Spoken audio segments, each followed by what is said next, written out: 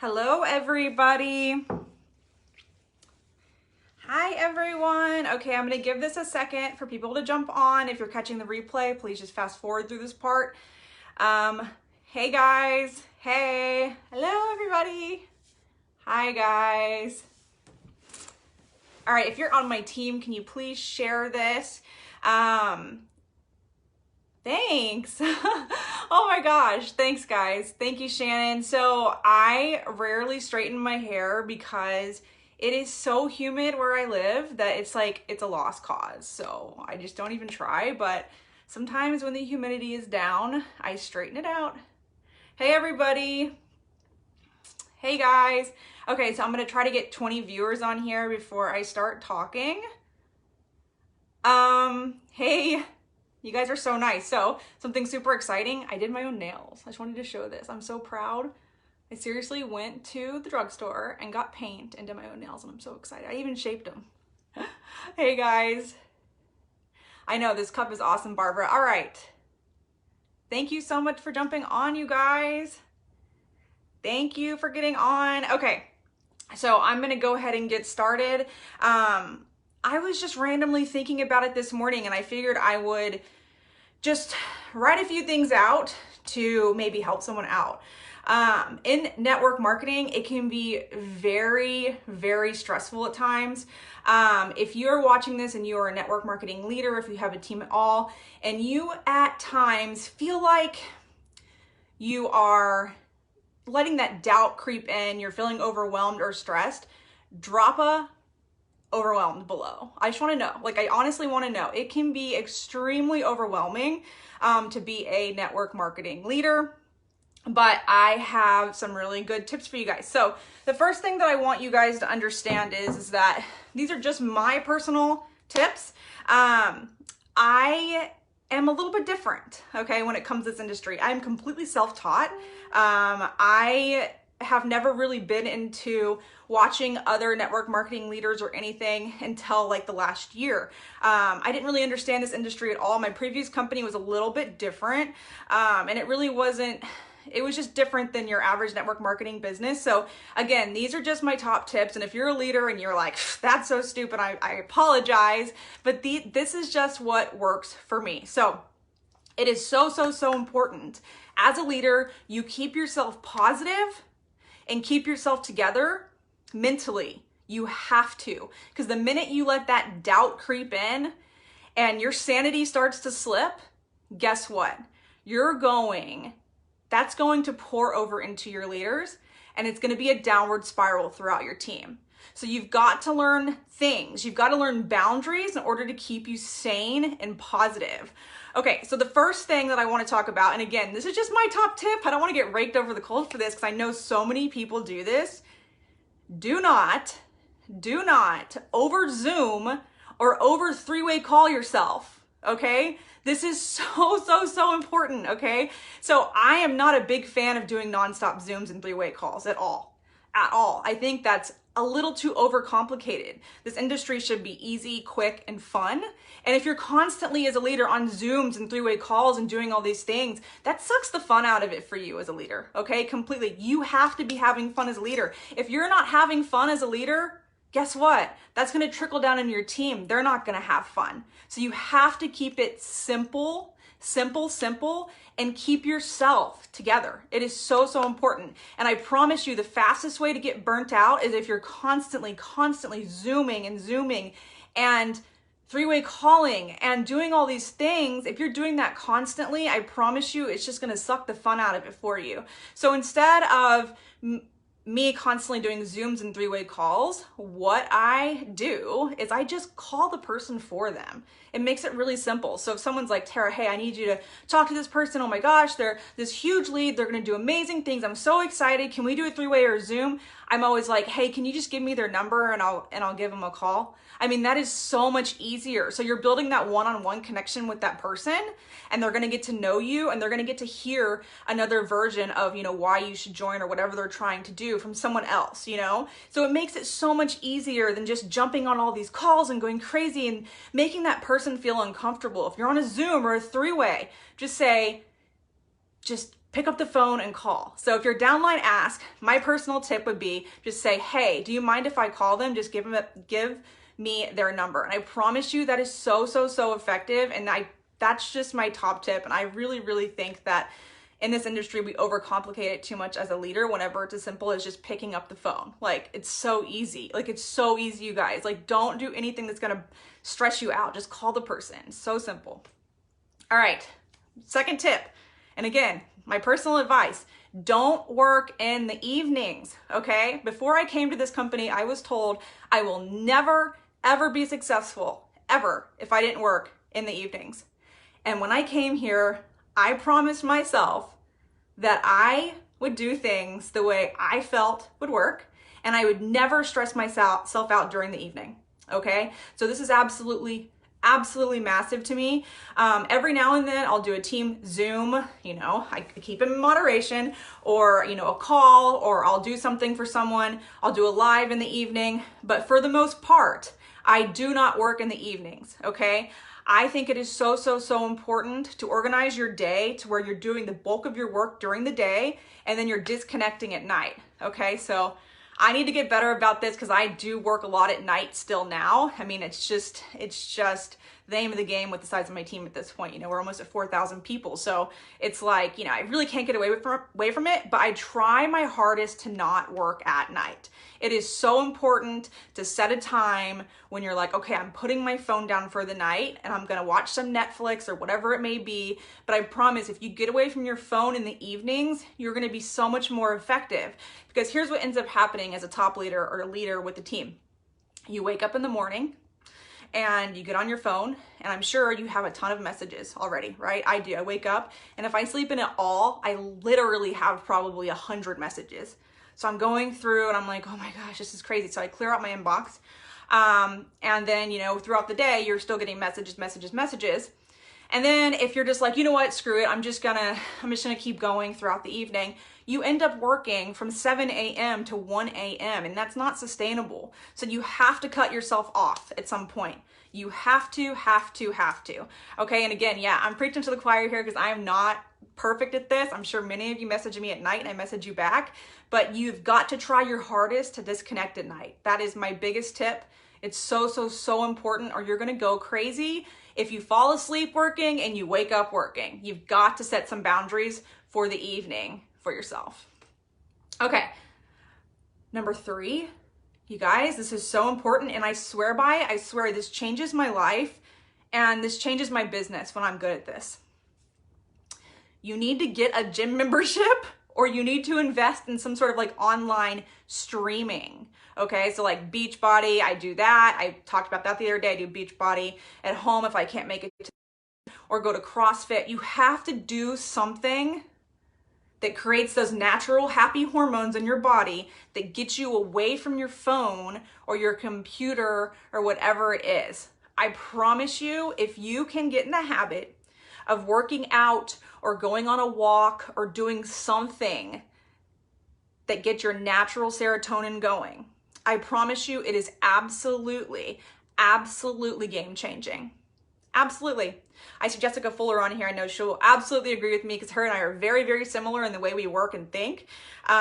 It is crucial to get your blood flowing. So if you're not a big workout person and you're feeling overwhelmed, honestly, just go for a walk.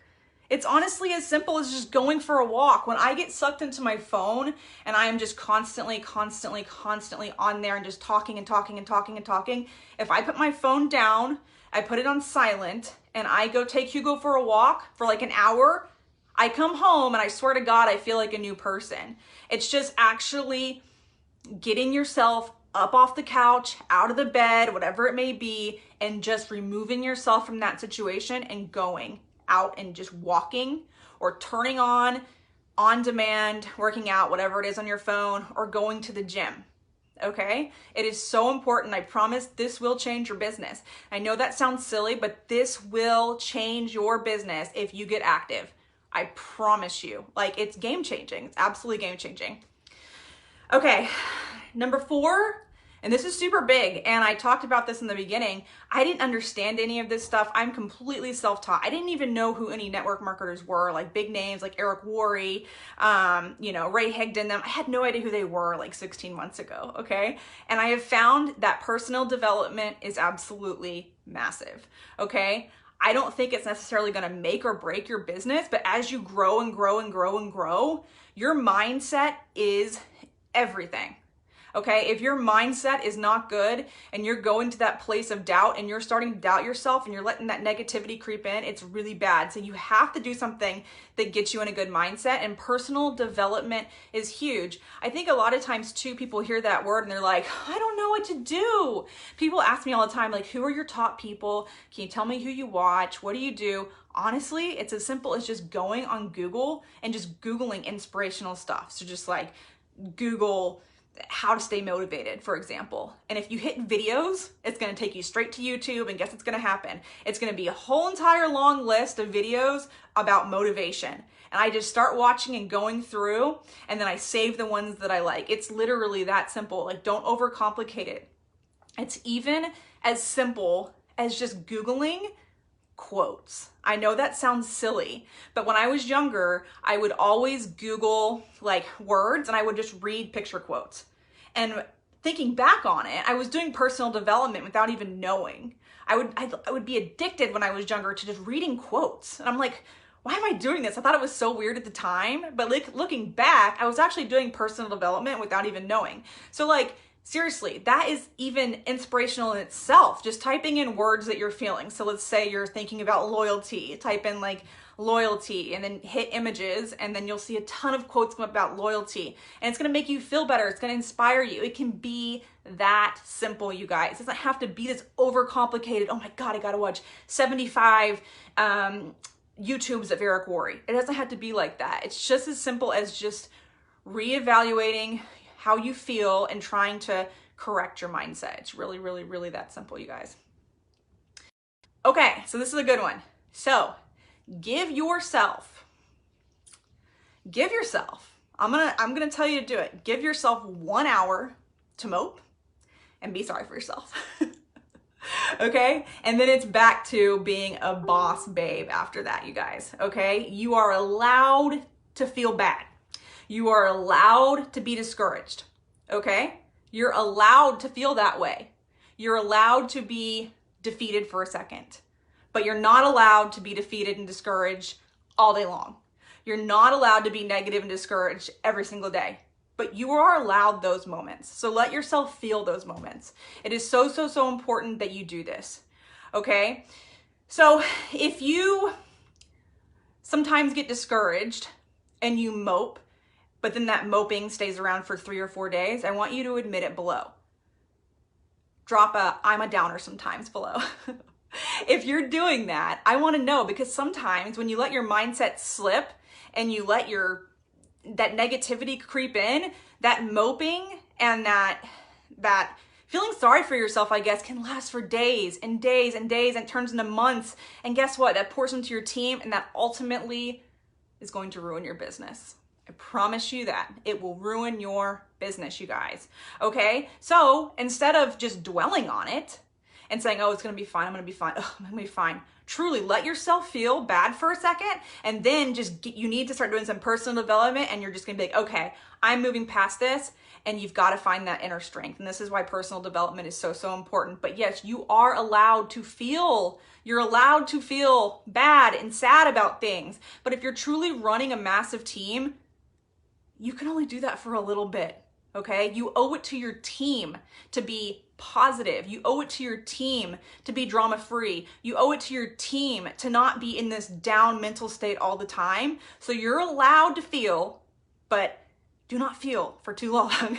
You gotta pick yourself back up, because if you don't, it's gonna downward spiral through your whole entire team. Even if you think it's not, I promise you it is. It's just a couple times of you planting that seed of doubt in your leaders, just 2 or 3 leaders, which is gonna trickle through their team, and you're gonna ruin your business. You have got to make sure you're not moping and feeling sorry for yourself. You cannot have a victim mentality. You've got to feel it, Cry it out. Someone said cry it out. Exactly. Cry it out and then move on. Okay. So you've got to do that. Okay. It's absolutely, absolutely crucial.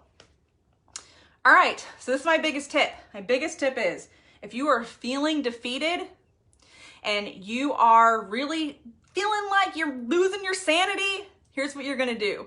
You're literally going to go in and you're going to delete off Messenger and Facebook off your phone for a day. This is absolutely huge, okay? This is the thing that I do when I just need to disconnect. I delete Facebook. Now, I'm not saying inactivate my profile, okay? I wouldn't do that. But literally go into your phone and delete the Facebook app and delete the Messenger. Okay? Because here's what's going to happen. Even if you say, I'm going to take the day off, it's fine, I'm not going to touch my phone. I promise you, you're still going to touch your phone. You're going to go, oh, okay, I was off my phone for 3 hours, so I feel great. I'm going to go back. I'm fine now, but you're really not fine. You're really not fine. Okay, so the only way that I've found that I can physically remove myself and give myself 1 day off is by deleting the Facebook and Messenger app.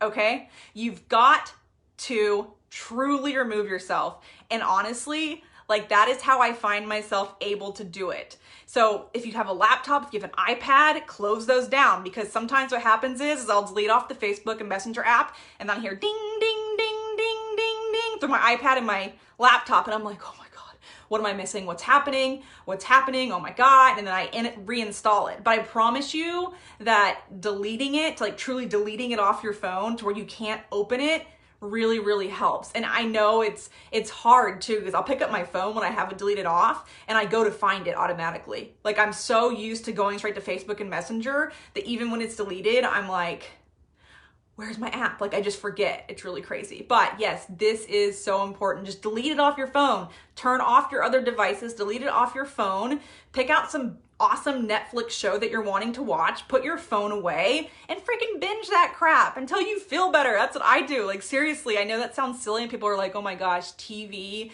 you know, it turns your brain to mush. But honestly, for me, like binging is my godsend. I don't ever get to do it really, but if I can just binge like for 2 or 3 hours, I feel like a whole new person. Okay, so that's it, guys. I promise you, if you're a leader in this industry, you can stay sane. You just need to make sure that you are giving yourself some serious boundaries. You're just pushing forward and you're not doing anything that's going to overexert yourself and make you feel bad. But yeah, it is like a crazy addiction, Jermaine. It's insane. But all right, guys, I hope this helped you. I wanted to keep this short, and that's all I have for you today. All right, guys, bye.